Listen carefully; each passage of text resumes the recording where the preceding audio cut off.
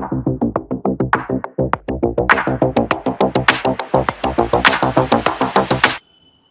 কি নিউক্লিয়াসের বিভাজন হলেই কোষ বিভাজন প্রক্রিয়া শেষ? না, একদমই না। আরও বহু বহু ঘটনা এখানে বাকি থাকে, কারণ সাইটোপ্লাজমিক অংশ সমানভাবে দ্বিগুণ হতে হয়। এই সাইটোপ্লাজমিক বিভাজনকে বলা হয় সাইটোকাইনেসিস। ঠিক তেমনি সাইটোপ্লাজমের মধ্যে যে সাইটোপ্লাজমিক অঙ্গাণু থাকে তারও সমবন্টন হওয়া প্রয়োজন। তাহলে আমরা আজকে সেই ঘটনাই দেখব, কোষ বিভাজনের ক্যারিওকাইনেসিসের পরে সাইটোকাইনেসিস। সবাইকে স্বাগত জানাচ্ছি। আমি মাহমুদ হাসান, কোর্স কোঅর্ডিনেটর ও টিচার, রেডিয়াম সায়েন্স একাডেমি, জীববিজ্ঞান বিভাগ। ক্যারিওকাইনেসিসের পরে আমরা আজকে দেখব সাইটোকাইনেসিস। আসলে ইন্টারমিডিয়েট সিলেবাসে এই সাইটোকাইনেসিসের খুব একটা বিশদ বর্ণনা নাই। এখানে শুধুমাত্র কোষ প্লেট তৈরি এবং কোষ প্রাচীর তৈরি এগুলো নিয়ে আলোচনা করা হয়েছে। তাহলে চলো আমরা ওই অংশটুকুই দেখি। তাহলে আমরা এখানে দেখতেছি মাঝখানে তাদের কোষ প্লেট তৈরি হয়। কিভাবে কোষ প্লেট তৈরি হয়? সাইটোপ্লাজমের এন্ডোপ্লাজমিক রেটিকুলাম থেকে আসে পর্দার ন্যায় ফ্র্যাগমোপ্লাস্ট এবং গলজি বডি থেকে আসে প্যাকটিন জাতীয় ভেসিকল। এই দুয়ে মিলে তৈরি হয় প্রাচীর মধ্যপর্দা বা প্লাজমা লেমা।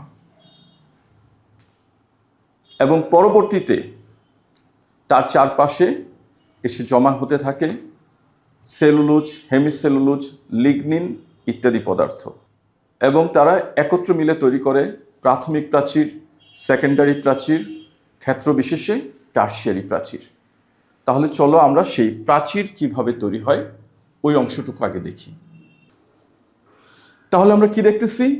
সাইটোপ্লাজমের endoplasmic reticulum. এই যে এন্ডোপ্লাজমিক রেটিকুলাম, তার থেকে আসে ফ্র্যাগমোপ্লাস্ট নামক পর্দা, অর্থাৎ এখান থেকে এরকম পর্দার নেই, এরকম আবরণী ফ্র্যাগমোপ্লাস্ট এসে এই মাঝখানে এসে জমা হতে থাকে, দুইটি প্রাচীরের মাঝখানে এসে জমা হতে থাকে। এবং গলজি বডি থেকে আসা প্যাকটিন জাতীয় ভেসিকল, এই প্যাকটিন জাতীয় ভেসিকল এক ধরনের পর্দার মতো অংশ, তারা এসে দুইটা কোষের মাঝখানে এসে জমা হতে থাকে। তাহলে এইভাবে তৈরি হয় প্লাজমা লেমা নামক একটি মাঝখানে ঝিল্লি। তার পরবর্তীতে এই প্লাজমা লেমার দুই পাশেই সেলুলোজ, হেমিসেলুলোজ ও গ্লাইকোপ্রোটিন মিলে তৈরি করে প্রাথমিক প্রাচীর। সেলুলোজ হলো কার্বোহাইড্রেটের বিশাল পলিস্যাকারাইড। বিটা ডি গ্লুকোজে তৈরি হয় এই সেলুলোজ। হেমিসেলুলোজ আগেই বলেছিলাম, কার্বোহাইড্রেটের কার্বন, হাইড্রোজেন, অক্সিজেনের সাথে নাইট্রোজেন, ফসফরাস, সালফার ইত্যাদি হ্যাটারো কম্পাউন্ড মিলে তৈরি হয় হেমিসেলুলোজ। ও গ্লাইকোপ্রোটিন হলো প্রোটিনের সাথে যদি গ্লাইকোসাইটিক বন্ধনী দিয়ে কার্বোহাইড্রেট অণু যুক্ত থাকে তখন তাকে বলা হয় গ্লাইকোপ্রোটিন। এই তিনে মিলে তৈরি হয় এই প্লাজমা লেমার দুই পাশে প্রাথমিক প্রাচীর, অর্থাৎ মধ্যপর্দার দুই পাশে প্রাথমিক প্রাচীর। প্রাথমিক প্রাচীর সকল উদ্ভিদ কোষেই পাওয়া যায়।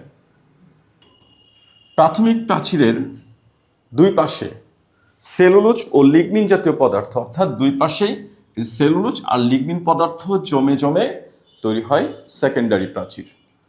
সেলুলোজ আর লিগনিন দুটো উপাদান, এমসিকিউর জন্য হলো মনে রাখবা, দুইটা উপাদান হলো সেলুলোজ ও লিগনিন। অনেক ক্ষেত্রে এই সেকেন্ডারি প্রাচীরের পরে টারশিয়ারি প্রাচীরও সৃষ্টি হতে পারে, তবে তা পরবর্তী পর্যায়ে। আর কাদের ক্ষেত্রে সৃষ্টি হয়? নগ্নবীজি, ঝাউ ইত্যাদি উদ্ভিদের ক্ষেত্রে এই সেকেন্ডারি প্রাচীরের পরে টারশিয়ারি প্রাচীর সৃষ্টি হয়। তাহলে এভাবে উদ্ভিদ কোষে এই মাঝখানে মধ্যবর্তী পর্দাগুলো সৃষ্টি হয়। তবে প্রাণী কোষের ক্ষেত্রে একটু অন্যরকম। প্রাণী কোষে কি হয়? প্রাণী কোষের ক্ষেত্রে এই মধ্য অংশ দিয়ে, অর্থাৎ স্পিন্ডল যন্ত্রের মধ্য অংশটা গলে যায় এবং তা ভিতরের দিকে ঢুকে যায়। এই প্রাচীর অংশটা ভিতরের দিকে ঢুকে যায় এবং পরবর্তীতে তারা আরো গভীর হতে থাকে, এই ভিতরের মধ্যবর্তী খাঁজ আরো গভীর হতে থাকে, গভীর হতে হতে একসময় তারা পরস্পর মিলিত হয়ে যায় এবং প্লাজমা মেমব্রেন সৃষ্টির মাধ্যমে দুইটা কোষে পরিণত হয়। তাহলে এইভাবে দুইটি কোষ আলাদা হয়ে যায়। এইভাবে প্রাণীকোষের বিভাজন ঘটে, অর্থাৎ প্রাণীকোষের সাইটোপ্লাজমের বিভাজনের পরে এইভাবে তার প্রাচীর সৃষ্টি হয়। এবার চলো আমরা জানি এই সাইটোকাইনেসিসের বিশেষত্ব কি।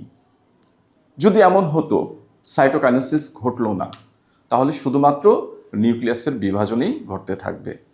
আর এই ক্রমাগত ক্রিওকাইনেসিস ঘটতে ঘটতে দেখা যাবে কি হবে, এই ক্রোমাটিন তন্তু থেকে প্রতিনিয়ত জলীয় অংশ বের হইতে থাকবে এবং নিউক্লিয়াস তো সৃষ্টি হবেই, এই নিউক্লিয়াসের চারপাশে প্রচুর জলীয় অংশ জমা হতে থাকবে।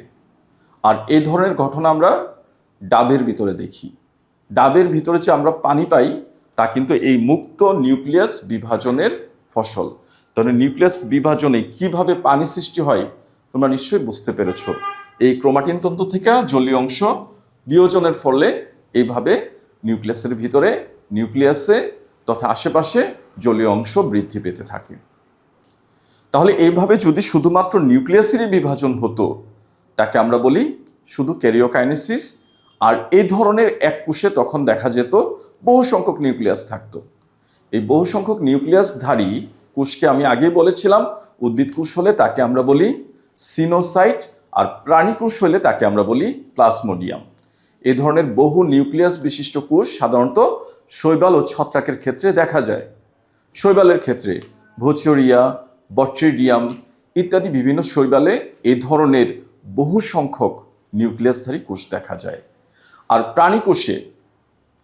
প্রাণীকোষের মধ্যে ম্যালেরিয়া পরজীবীর ক্ষেত্রে একটি কোষের ভিতরে 1000 থেকে 1200টি নিউক্লিয়াস থাকতে পারে।